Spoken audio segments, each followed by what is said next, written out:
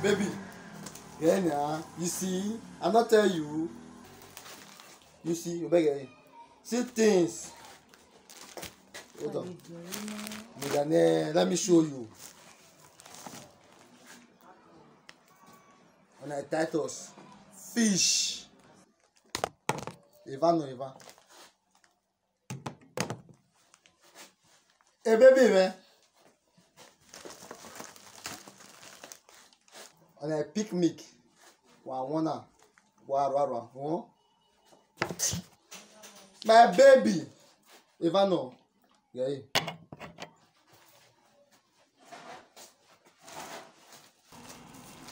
Oh.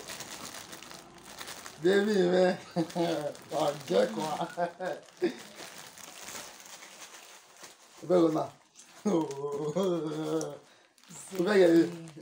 Oh.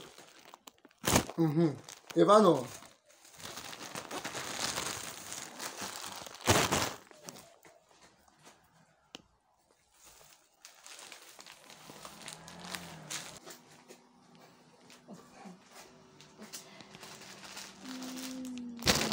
Baby. I tell you now, no matter my voice, I will take care of you. Oh. Wire. Ooh. Wire. What's it? I like it. Oh. Wire. What's it? Thank you. My baby. So fun, my baby. Come on. Oh, yes, spaghetti with indomie. Mariano lele. Yeah, le spaghetti with my menega soup. Okay, I zip you up, baby. Even Onion, abi? Oh. Onion, abi? Do I set him with fridge in you? Bring it here. Cold one, abi? No cover wako. Moyedi. Do I set him with fridge in you? Onion, no chili. Yes. Cold one. 1 minute. Zed ya rien que quand même.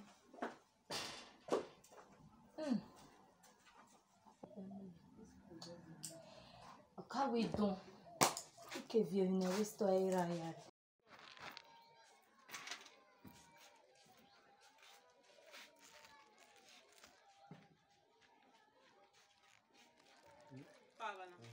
Olha lá.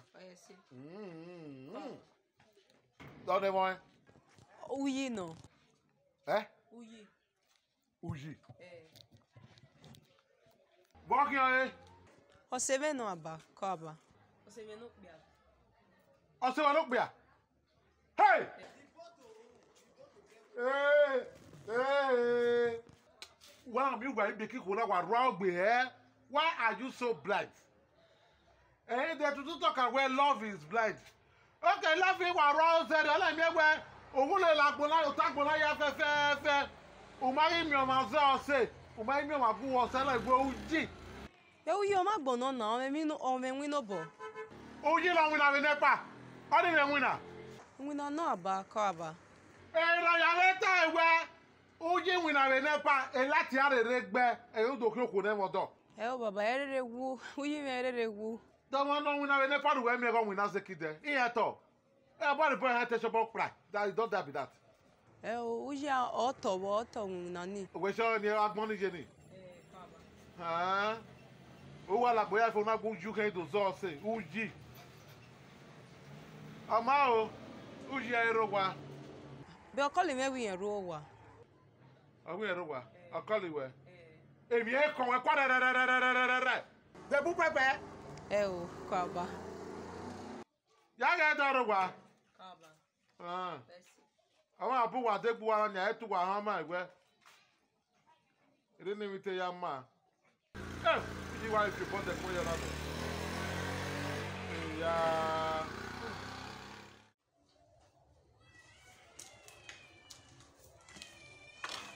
Questa la mugu. Onye kan yi, awa wotu e. Ọmọ na wọ́n gọ́. Ọmọ wọn gọ́.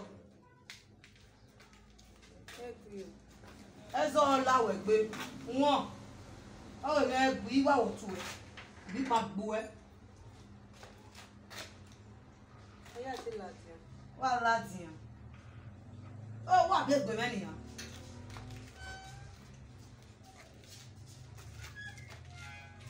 Comment je... Yes, on a vu filha.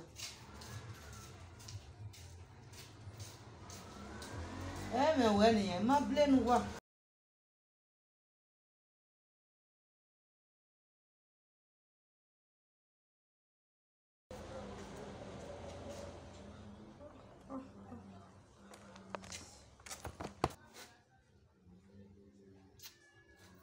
Mama, hello.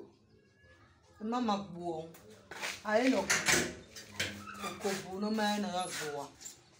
A buo. Ah. Eu não havia a buo samugai. Ah, meu ai, vamos bia. Ozo, azaga. Goma. O bia be ko na ina o. Mama wa vie ku wa yi. Oh, nini minana boyi.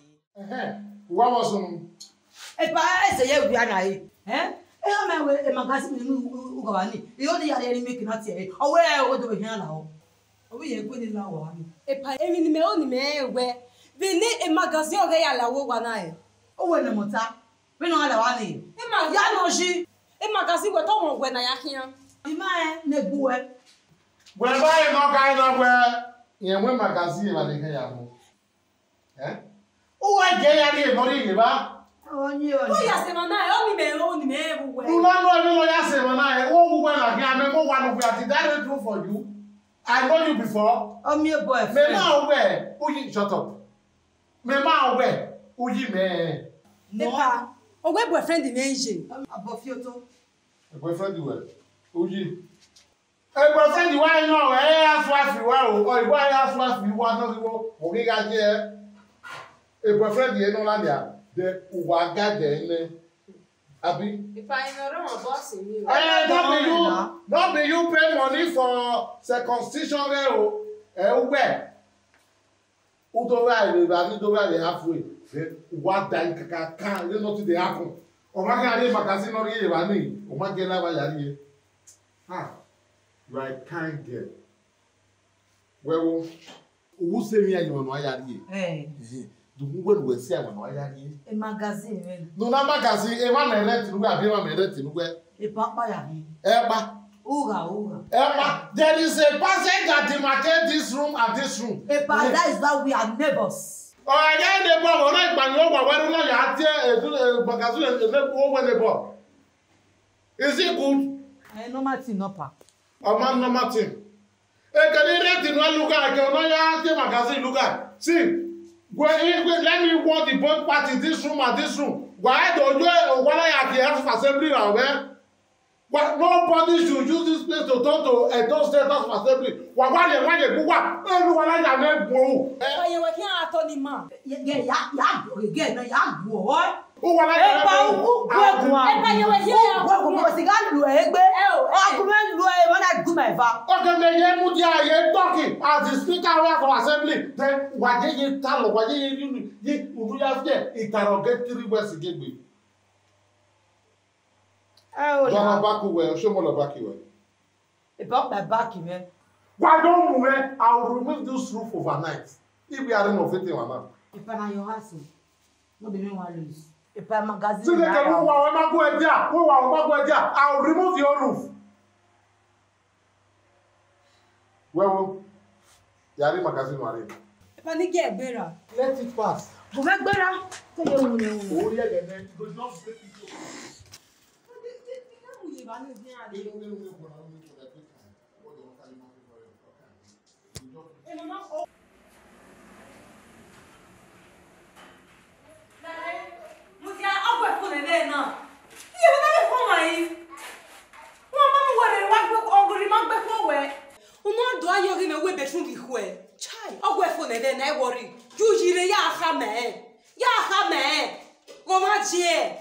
Oye so no be no do ayo ge me we bedroom. We worry we have been na we can me na juji kare ne. Wa ya o. Egui na. Egui. Lo. Wa gui. Gui o nya gbu e, ko ma je. But to me misha. Emi o nya gbu e. Èmi wà re ba. O gbu e. Yi wà re mi. You didn't know. Where were you? Oui. Vini. Ah, go with color. Then when you see, oui, I go back color. I want color. So have fun. I the my love. Only thing me here come away like there's something I really want to discuss with you. Level not back then na manaka woman okay Tony only la I want me. Bet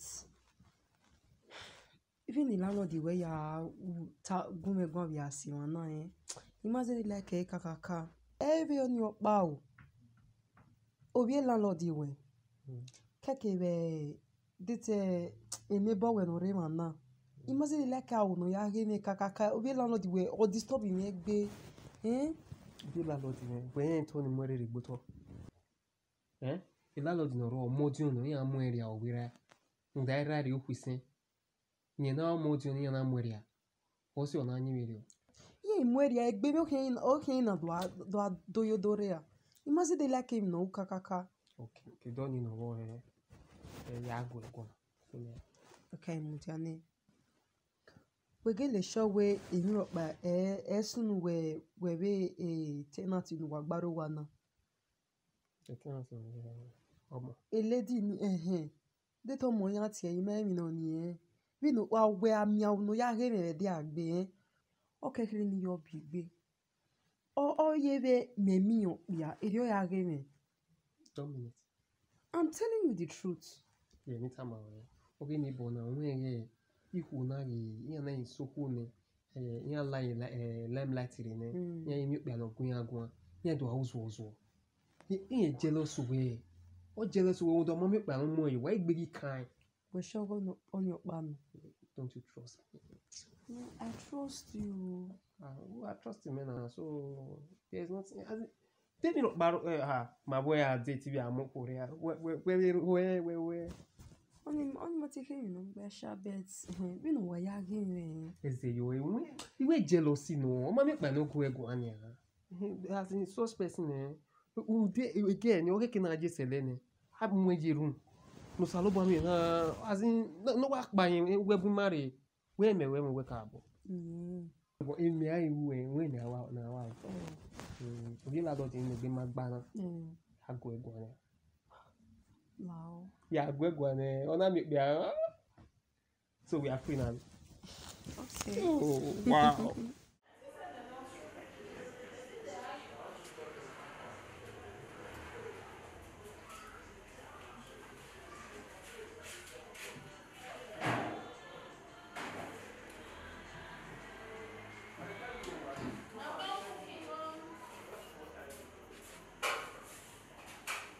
Okay, I have to pick now.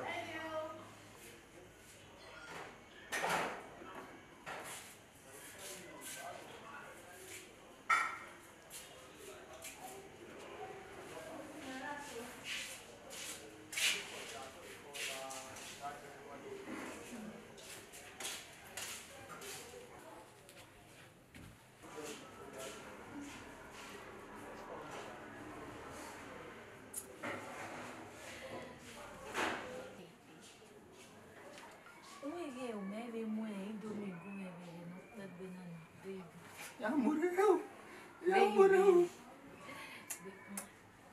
Baby.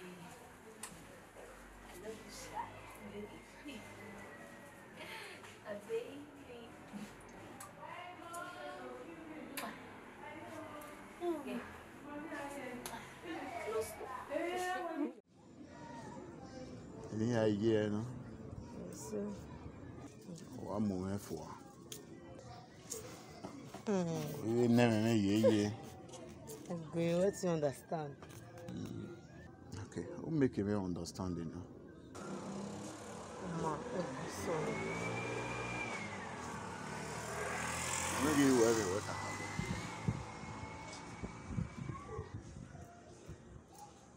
Sawasi. On how go Sawasi? You only my way baro. Okay, no. I can't tell my bank. We were in Kakabo.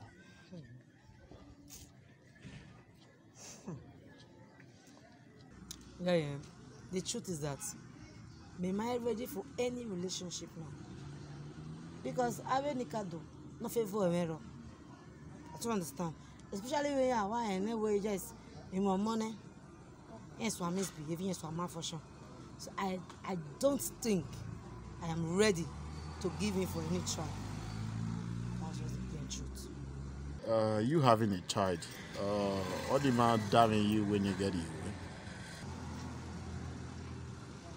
My dear, a child, not just one. I got 2 kids. Well, it still doesn't matter. The love I have for you, I believe it where or say non to conquer whatever we have ahead of us.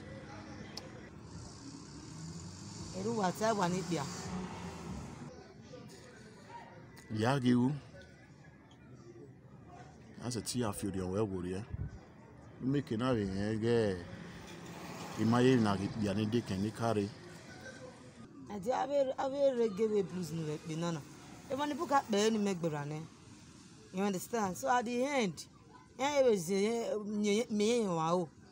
So to me, I'm done. I don't have any mind for any relationship now. That's just the truth.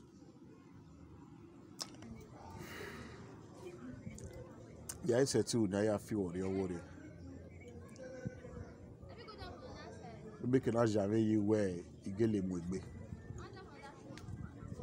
Imagine na have it be any carry. Mega we no longer. Meka mi wanna be again as away. Mama, the borrow here, okay. I'll think about it.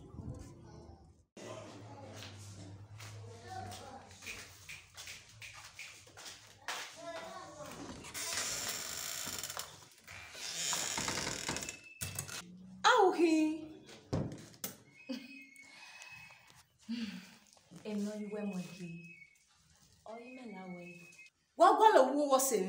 Oh, your friend.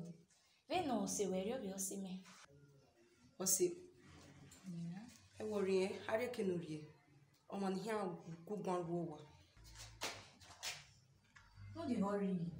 I dey try talk to you with calm voice, you dey raise voice. What did they worry this upcoming youth? Upcoming youth. See, babe, calm down. Again, you. Eh? Last, not be bad say you wear trouser. He go use you dump me, he go see come back for me. Like I said. Now you be now. Wesha, like I said, I reckon you. Babe, I dey talk you want my words, you wait to worry you. What's me waiting? See, look me, we are not normal. Oh. I know you're right at all. I don't see I'm saying you know normal. So I say, go where you dey go. Where reckon where dey? You always make a good one. Suffrage shot, me true, eh? You can go inside. Go and kill yourself for all I care. Baby, who was that? Where my own? Imao. Ni girlfriend Ozigbo we lalo. Girlfriend Ozigbo. Why you wo wa we? Ni egbe mara me o se la wo do kun kun. Opo. Egbe mara we. Opo ki ani. Ko. Ni egbe gogo me. Be we maka mi we egbe mara we nya. Baby, ko. No, stress you. O se mana tama o da o me ni o ni da. Be what take am eh? No, ni this problem. You don't want to start in the passing. You do it for no fear. I know. See, no matter. You know, yeah, sir. You know, you not trust me. You not trust me. Ain't my trust way. The situation again we na ladian wo wa. We ma gba be ri oni yan o si e. Kana me any movement was suspect. No need mama trust me. You know, come on trust me. They know we marriage can work. Who was in I so much trust you. I can live with anybody. That is because the trust I have in you. Okay, my baby, trust you. Where's my trust you? Okay, call. Here I am. Oh, yeah, then you got the need anyway. One, let me see. Call. No, call. Wow.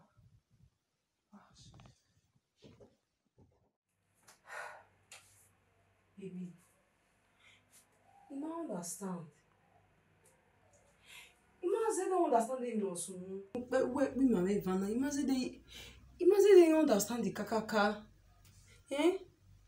No kawo. Una change say who. E de nedere oni. Iwe me we ba. Una we ignore maybe na me kumazi de me kakaka.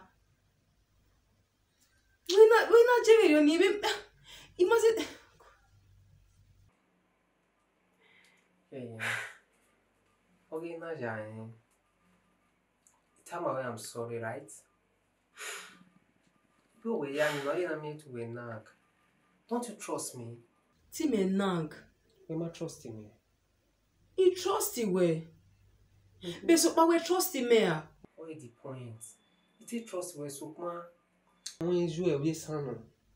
Era, you gonna be no kere, obe si kesan. What me no di obe san ri enisi. No give obe san ri enisi. No give obe san ri enisi. Me no wa be alagote. Igba be yari obe san ya gbiji no. Meje mi yan yan, agbonle opa. Oh, so meje me here understand. You can understand. So all see kedere ade as in be me ya avoid the way. Uri me ya talk kele or kele. E manage me ya we ma be me don. Be worry about the love we have for each other. Okay, we love each other. Benji me be we me. So me be the only. It's not my fault. You understand? Be no me ya kele or kele. As in normally I cannot do without you. All this while, yeah, try and avoid the way here. As an interview, try and me when I do me a love ya be one. You know, Iwajina, me say they trust you with kakaka. You might trust you with kakaka. I don't trust you anymore. See, you know here, oh away. When it means so I soon, or okade. Be me no je. Okay, now me be once in a while. Now me and I bring down this love between us. That do me yawu for. I understand. Wait, in what I know, I love you. What here? It's because of my mother and it can work every.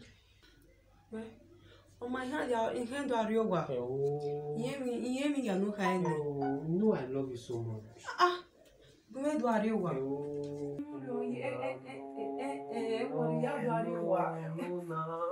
No.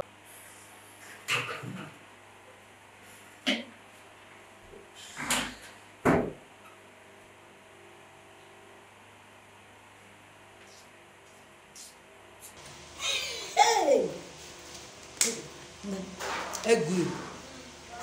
On est devant les yeux. Hey, salope. First time. Ọmọ náà wọ́n gọ́. Wà ìwé kí àǹfààní wọ́n ti kọ́ ìsítá. Kọ́ ìsítá ọ̀làwọ̀ gbé. Ẹ wọrí. Ẹ ò ra òbá àmì èmi nẹ̀. Àmì ní sọ̀rọ̀ kọ́ bá.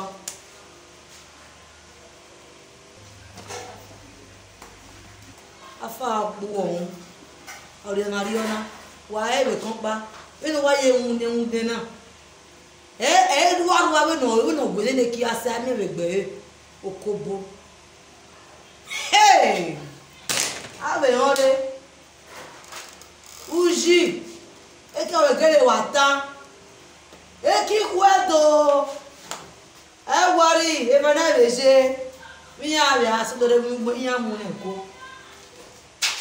Awofu.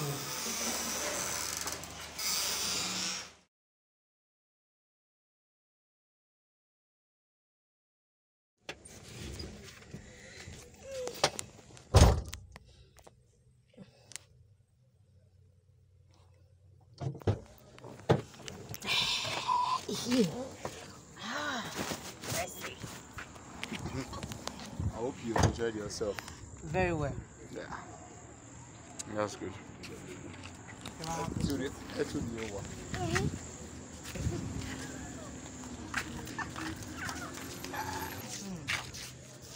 enjoyed yourself, right? I appreciate it.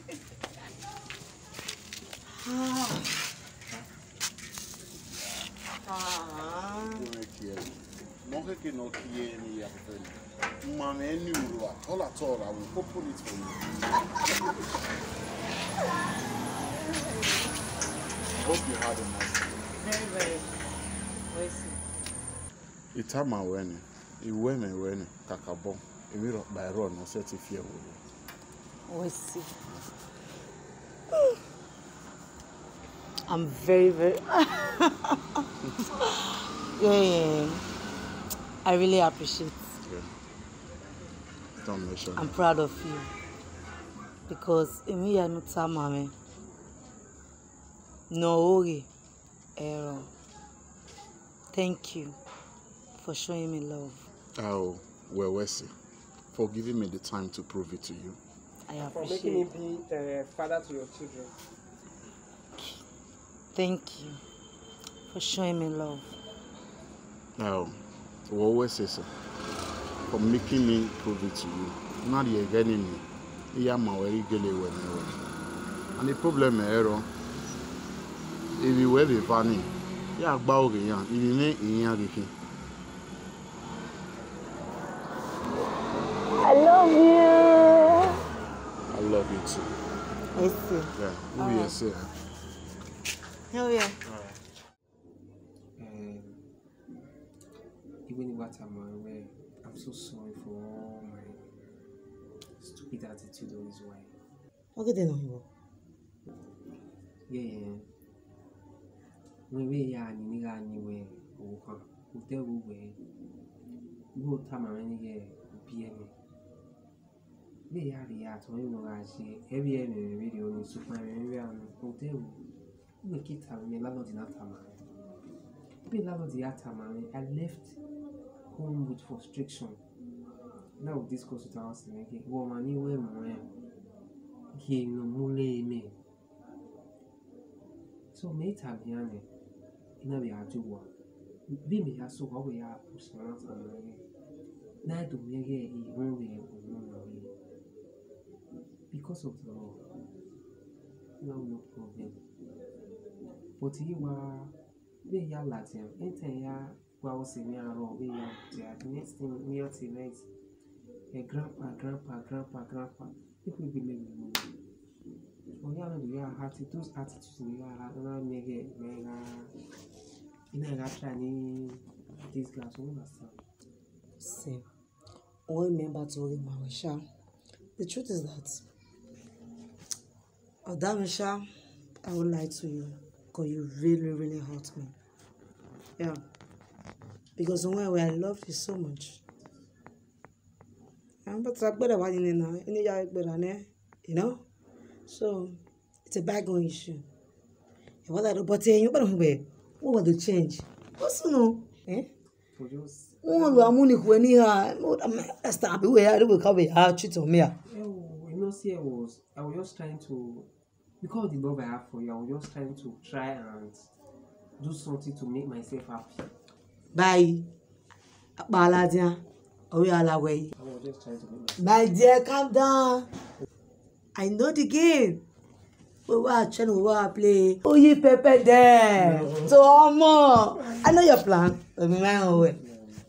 We know, demon here. Oh, see, when I'm doing the opposite one. Because it's a yaka maybe why you read the paper, but me where we change my mind when you know who will change it when I change it rapper. I got no choice, but Okbano, Uji, Ovi landlord, again no friend there you landlord. Be careful. Eh? Imeho, wa we oswo, wa we alele, wa wo pa. It's okay. I can't wait to I'm on here. Of course. Yeah, don't go there. Try. I'm on here. Take care of yourself. Go. Hey. We're not in the world. What you meet again now? Any good you meet again now, yek man. Osigbo. Ogun egwa na so. Ìlú ta ma na so na ki we. Ogwa woko ko na. No dey wana. Where you go carry one kind belle e wo nyamo na. Owe ta ma me seri ogwe wa lo bi akegbe o. But uma wo pa. Now landlord. O mu je.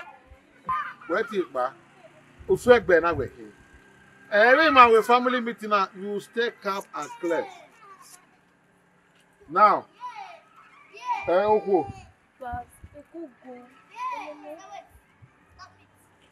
Mary. Mary working now, mother Jesus, Joseph. Now, Mary, what have we met? Unu kiri na moje.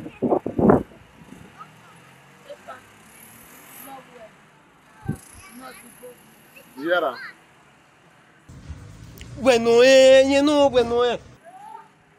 Ozigbo we and marry a farmer and go very kakia go. He say not do. Do you ma do? Ari do e. Mau. Oyi. Wonyamo. Eh? Wonyamo. Agwa. Are you get pikin? No. Epa, ege ni we na dey store me. Do pa mi me we e yo bu we kege ni ka. Ele ne okay. Ari nyane no mo. Oyi wonyamo. Agwa. Mo mo wanu e. Me, o be le ko we nu e. Epa, landlord. Agwa me sena. Me seti lo bi eke. O ma ne gbe ma gba nana. Ri kai. Ya lo e ko ma ne gbe ma gba. Agwa. Owo ma gbon ye ti ari di o di o wa se wo. We. Ya o ma ta ni a. Uyi. That month. Hey, we go be va gu. Mu ya mu area. O ji get mo. Why go yi. That month. Why be fa ku na? That month. Where I see one girl, you dey go, me dey come. Only fa. That month. In the net, then was bonus one. I to do akbe tennis. Only ha. Every time. Wanyamo is so fortunate where a landlord will be a nya koko work to a day.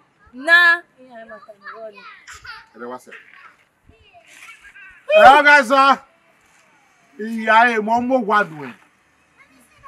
Mo be ri okwo we do ari o. Uyi.